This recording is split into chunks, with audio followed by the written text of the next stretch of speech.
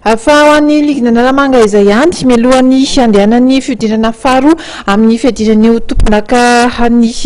Madagasikara eo amin'ity taranja ity sy dingan'ny ampaefadalana eo amin'ny fihodirany Amboara indray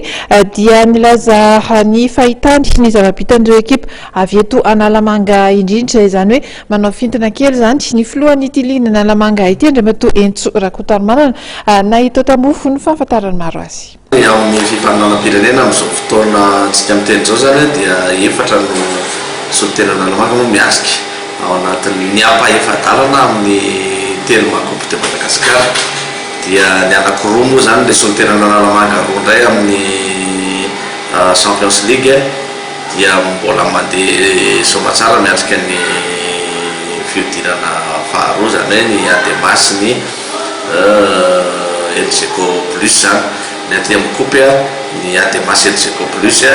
miampy ny FC sy ny Mama. Zany hoe raha ny zavatra misy zany dia ny lojika ny fifaninanana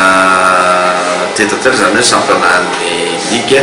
no zavatra mitranga amin'izao fotoana satria ny tany amin'ny championnat mbola izy roa ny tafita fa ny teto amin'ny kopy zany no ny tana formation tsy na efatra ny ekipa efatra voalohany zany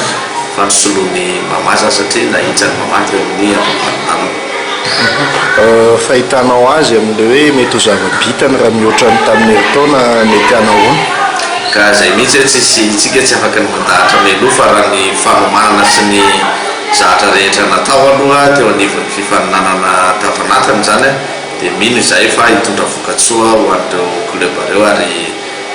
mino izay fa raha tamin'ny fifaninanana misy eto Analamanga zany raha izay ny jerena dia tsy dia misy atahorana firy ny idiran'ireo Analamanga ireo amin'ny dingan'ny manaraka zany hoe ny any amin'ny championnat hiditra amin'ny boule des as ny ekipa anankiroa ny aty amin'ny kopy mba hiditra any amin'ny demi-finale daholo zany izy anaky efatra raha tsy miaona moa.